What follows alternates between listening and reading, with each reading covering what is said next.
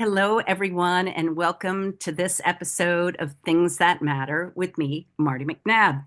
Here in my mom's basement, surrounded by things. Not all of them matter, but anyway, I wanted to come to you today and be. I'm so grateful that after probably 6 months, I got a chance to finally book time to interview our guest today, who is Tabitha Zeigler. And I am so grateful that we ended up connecting at Camp Indie, and many of you who've been listening over the years now, my goodness, know that this is a summer camp for adults that has been going, I think, 4 years now.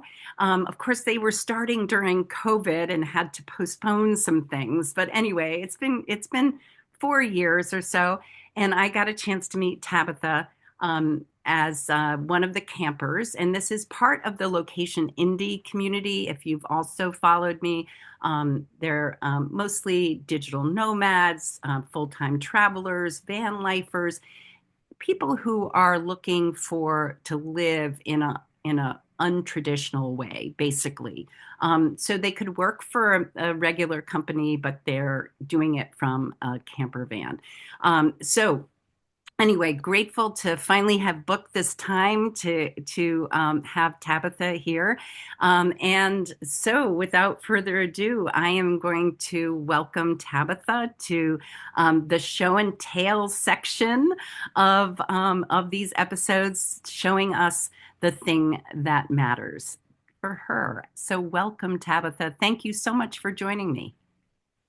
Well, thank you very much for having me. I really appreciate it. You're right. We have waited a long while to do this, so I'll just go right into it because I know you don't have a ton of time. So here is my show and tell portion. It's actually a keychain. So I've got a few keychains on here. I don't know if you can see very clearly, but this one here, I had actually gotten in Paris whenever I was a study abroad student. Um, and I was a study abroad student whenever I was in high school, and then I went back in college. Um, I, for whatever reason, there were only three languages that were offered in my middle school. We had Latin, Spanish, and French. And I decided, everybody speaks Spanish. Latin seems sort of obsolete. And there was always something about French that I thought was a little je ne sais quoi. So I picked French, and that started my journey down everything France and French. So we have a program in my area called the D'Arlier program, which was established by a local artist that had moved to the area and had married a local woman. And my understanding is whenever he passed, they left a substantial amount of money for a trust for all of the local kids to go to France if they wanted. So they would take, had to apply for this program, but they would take 30 or 40 students that applied and passed all these tests, these language tests, to France for a summer. So I got to participate in that program, and that essentially sparked the travel bug in me. So I went from that to deciding to be a French major in college. I went to Indiana State University, ended up finishing in languages, literatures, and translation with a concentration in French and a teaching certificate in teaching English as a second language. And then I went back to France in college I just hadn't had enough of France yet, basically. So went back, had a great year there. I studied in Besançon at l'Université de Franche-Comté, which is in the mountain region, and made a lot of great friends there. I had a lot of friends that were Erasmus students. And after that, I decided maybe I'll go to grad school. I'm not quite sure what I want to do. Maybe I'll be a language major. And my mom said, listen, before you go taking on all of that student debt, why don't you just become a flight attendant? Because you love to travel. And I was like, Mom, I'm too educated to be a flight attendant. I can't do that. Well, come to find out, I did become a flight attendant for about 17 years, traveled all over the world. And most of the flight attendants that I met were actually very educated. Some of them had left different careers. Um, Several of them were in the medical field. There was a French speaker that I was friends with. I also was a French speaker. Um, she had been an emergency room doctor. There was another one that I knew that was a lawyer. Um, there were several ex-military guys that came because the lifestyle is very similar. So if you have a job that maybe you worked third shift, you can stay up long periods of time. And when I say long, I mean long. Some of these flights are just obnoxious. They're great, but if you don't have a long enough flight, you don't get a break. So that's a little bit of a subtopic that if you ever decide you want to interview more about flight attendants, we can talk about that. But after that, um, I decided that I was going to have, well, not entirely at the end, but near the end of my career, I decided I think I might want to have a child. So I'm part of the LGBTQ plus community, and there was nothing very interesting for me about doing it the old-fashioned way. So I had a female partner, and I decided to get inseminated, which meant, purchasing sperm to do this and all. So I ended up getting pregnant with one child the first time. I have a little boy, Kai, who he's going to be 6 in December.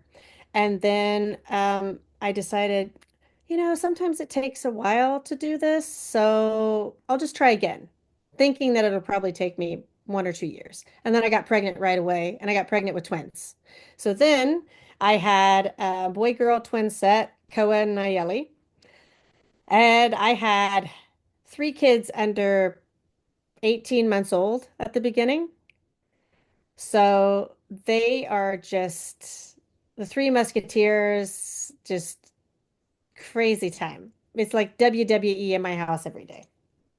But when Kai was about 2.5 years old, 2.5 to 3.5, he got diagnosed with autism. And then through that, I found out that once you have one child with autism, you're more likely to have another one of your children diagnosed with autism. So then I had the twins tested when they were about 2 years old, and they also tested for autism.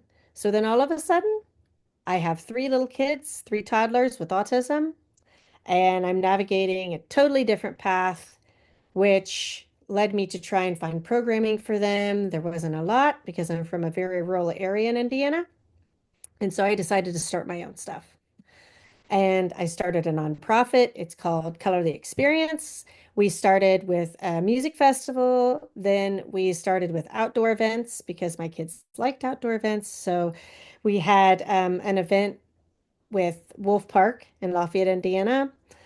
We also had a shared event with an alpaca farm. We're working on a shared event with, there's a bison preserve called Kankakee Sands. It's a really interesting place that's up by Morocco, Indiana. So that led me further down the path of advocacy and activism, which then turned into a podcast. So the podcast is called Staring Down the Storm, Autism Advocacy in America. And that's sort of all the things that I'm doing. Um, but leading back to the show and tell part, um, my grandfather was a pretty instrumental person in my life. He was a military guy. I think he was probably the first feminist I ever met. It was very much about, you know, teaching girls, especially girls in his family, everything that the guys could do. Um, was a farmer, just taught me everything, but most of all, taught me about humanity. And I think he's really the catalyst for why I'm doing the things that I'm doing.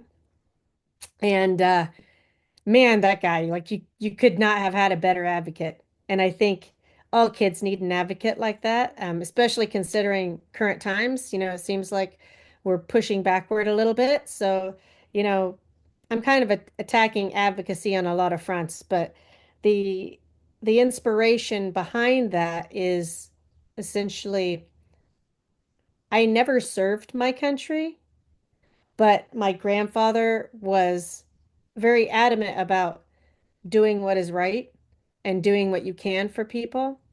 So, this is sort of my homage to him.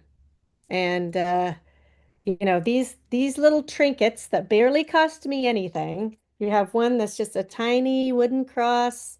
You have this one from France, and this one I think is the Dominican Republic. Yeah, it's a peso from the Dominican Republic. And I just got these on my travels, and to show you, the ingenuity of farmers, we've got a little zip tie connecting these together. So he had this strapped to his rear view mirror for years until he passed. And when he passed, my aunt inherited his car and she left it there forever.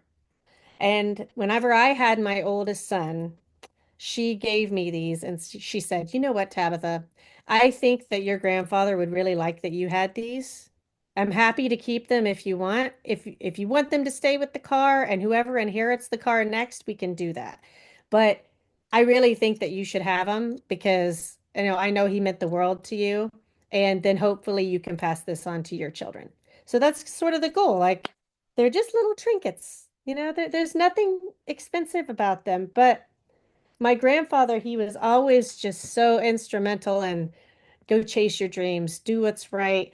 And I would tell him all the time, I put him on my passes for the airline, and I'm like, Grandpa, let's go to Paris. Let's go to Geneva. Let's go to Brussels. He's like, "No, you know what, kid? You do you. Like, you go and do your thing, and then you come back and you tell me about it." And so that's what I do. And I would talk to him all the time. I would call him. Once our phones evolved to video calling, I would video call him. And yeah, so that's sort of my story behind my show and tell.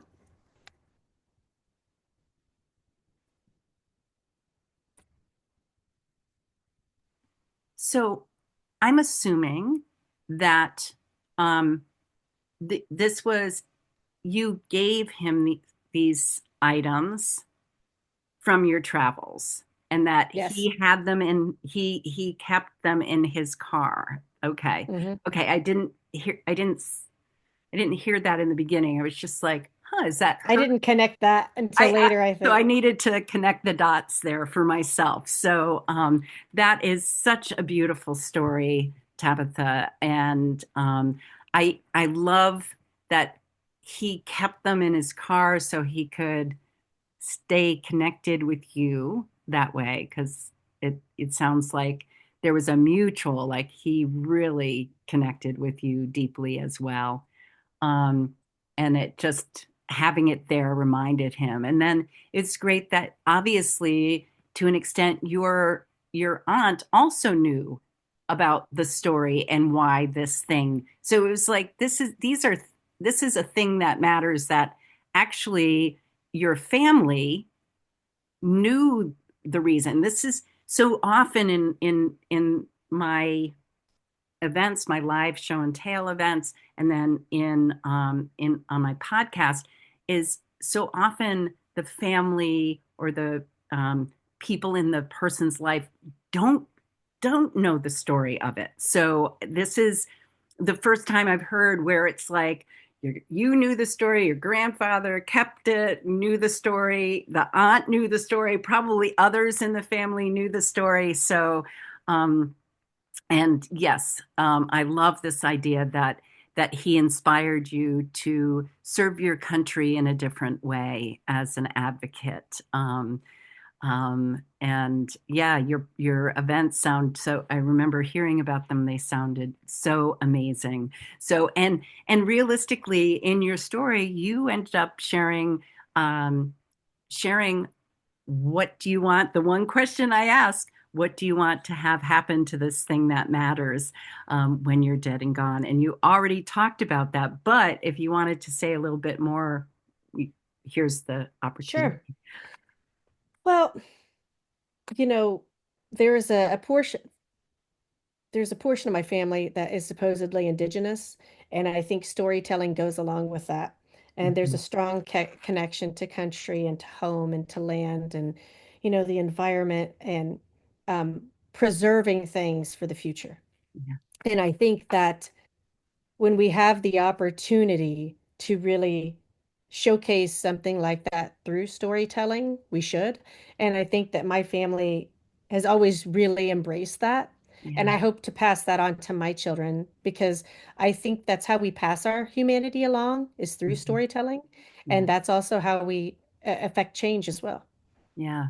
Yeah. One of my hashtags when I get social, which I go up and down on these days, as you mentioned, things are a little challenging right now.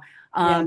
But I end up putting a hashtag stories change the world. And that is uh, effort on my part in the work that I do is to have people who normally wouldn't be in the same room, wouldn't be listening to the same podcast, let's say, Hmm. um, wouldn't know each other, um, get a chance to share the stories of these things that, a keychain, love the ingenuity with the zip tie. Um, that was perfect. Yeah, I think I come from a family of MacGyvers. I'm not even kidding. You would not even believe if you want to call it ingenuity, farmer ingenuity. I mean, if you want to do a show on farmer ingenuity, I can show you some things. That I bet. Oh, it's so wonderful. But yes, I too, I don't come from a family of storytellers. I think that to an extent, that's the reason why I'm doing what I'm doing, is because I don't, and certainly I can't ask a question and get a full-on story. But when I handed my dad, who has since passed away, an object, and the same thing Mhm. with my mother, then a story would come out, more naturally. So I love this. It's sort of, as I try to remind my listeners, the things that we surround ourselves with and adorn ourselves with are basically a part of our human museum. And it sounds Mhm. like your family is so tied into that, so aware of it. So that Well, I'm so I glad. want to share something with you real fast. Yes. So this part is broken, Yep. and I just want to remind people that sometimes the broken pieces carry the most weight and are the most important too. So just because something is broken doesn't mean that it's not useful. Ab- Absolutely. Isn't that the truth about humans and Mhm. and everything else is like it's so, and who determines what's broken? Right. That's the big question. And we unfortunately have people in our present administration that sees anyone different than they are as broken. Hmm. So thanks for that reminder. We are not broken. And so in our last few minutes together, I was just so, I can't believe I put this off so long because I realized this is how I connect too, and Hmm. don't feel so isolated and lonely during this time either. So I'm so grateful for this opportunity, Tabitha. So please, in the remaining time, um, share with the look and listeners who are on YouTube or are listening to the podcast how they can find out more about the work that you're doing in the world. Well, staring down the storm is probably a good way because I kind of decided that that was my way to save my country because I kind of feel like, those of us that have some sort of platform should use that because if we don't, we might not have anything to go back to. So I've sort of funneled all my energy that direction towards advocacy. And yeah, you can just find me on, let's see, YouTube, Spotify, Apple Podcasts. And if you want to just find me, I'm on all the social media platforms. I will say I speak my mind, but if you want to seek me out and see more of what I have to say, you can find me on all the socials. Just type in Tabitha Zeigler, Google me, you'll find me.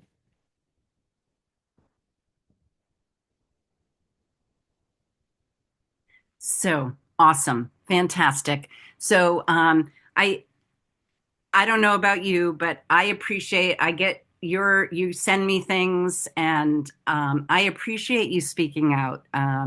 It's like I feel like you, if you're not, you know, if you're not mad, if you're not angry, if you're not speaking up, you're not paying attention.